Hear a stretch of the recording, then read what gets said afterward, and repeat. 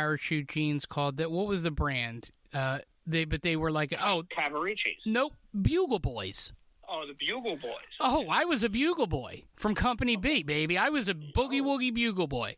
Oh, righty. Okay. So I shopping at J.C. Penney and the Husky Boys. That's right. So Kids Are Us. That's right. So I was a Bugle Boy kind of kid, and then as a shirt, I would often wear a T-shirt with a quip, something like instead of Sam I Am from what's it called, Dr. Seuss, I Am Sam I Am.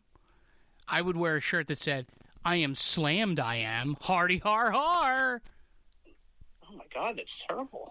So you got to imagine. And I had a bowl cut. I had a bowl cut. Okay. Oh, okay. So you had the Dumb and Dumber going on, too. So you looked at those shirts. Were they purchased for you, or when you were in the store, you picked them out? Actually, I would go to the boardwalk in New Jersey. And for the people listening that aren't familiar, it's like going to, a long strip mall on the beach, and I would buy those novelty shirts. I was a big novelty shirt guy. So remember, I got bowl cut, blonde hair.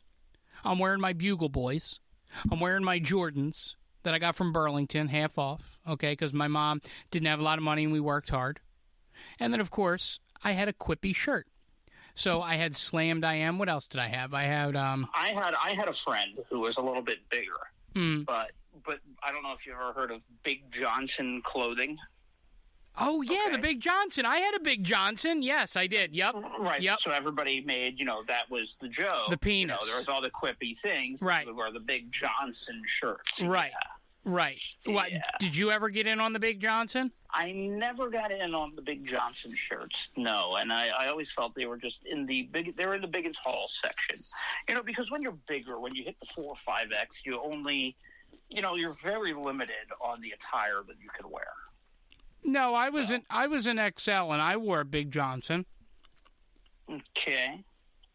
All right. So I think you get a Big Johnson as an XL. Okay, and how often did you wear the Big Johnson? Well, it was in my roté. My roté was Tommy Hilfiger. Then it was Slammed I Am. Nautica in there at all? Nautica. I did do a couple Nautica. I used to wear Gerbeau, gangster rap kind of clothes. Yeah. I used to wear. You would buy it at like a City Blue in the mall, like one of those stores. No, I used to one of the off stores. No, I always used to go to Foreman Mills. Oh yeah, okay. Mm-hmm. I would always get those big T-shirts too that like you wore and it came down past your knees. Right. And now, did you wear Tim's or did you wear Jim's? Well, I started off wearing Fims, fake Tims, and then I got a pair for Christmas. I'll never forget. They were gray. They were Tims, and the style was to not only not lace and tie them, but to leave the little tag on. So I would rock the Tims, and they were like my pride and joy. But by the time I was able to get Tims, everyone had moved on. They moved on from the Tims. I remember that time. Yeah, so, I was rocking Tims when, it wasn't cool to rock Tims anymore. I was always, like, a season behind. So, like, when I finally got my Jordans, nobody was wearing Jordans. Everyone was wearing Tims. And when I got my Tims, everyone was wearing lugs. You know what I mean? I had a pair of lugs, Funkmaster Flex lugs. I love the lugs, yeah. Yeah, and I went through a visor phase.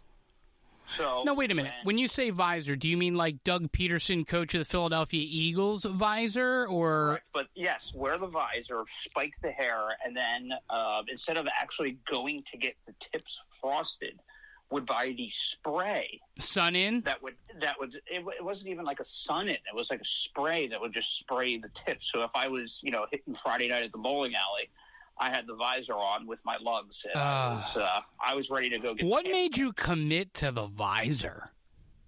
I don't know. I don't know. Looking back, I don't know.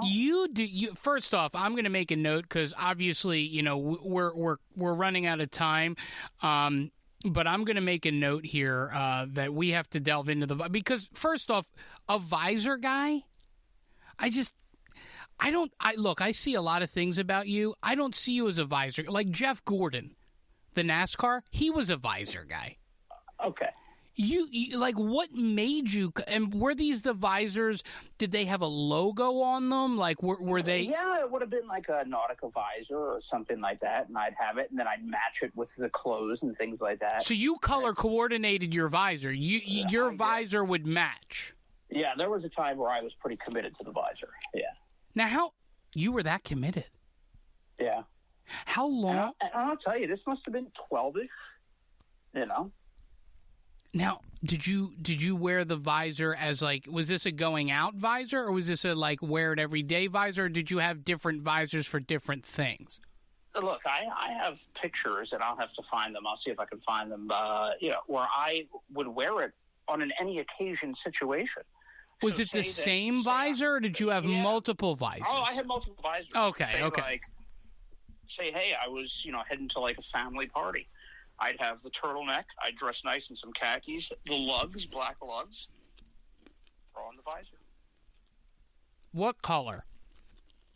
I had different ones. But the one I think that I really worked the most was like this aqua blue kind of visor, because I thought, hey, aqua blue goes with...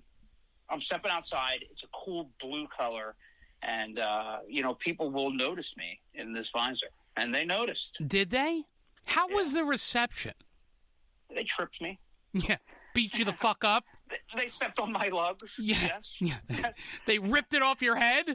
Yeah, they stuck kick me signs on my back, yes. Yeah, good. Okay, good.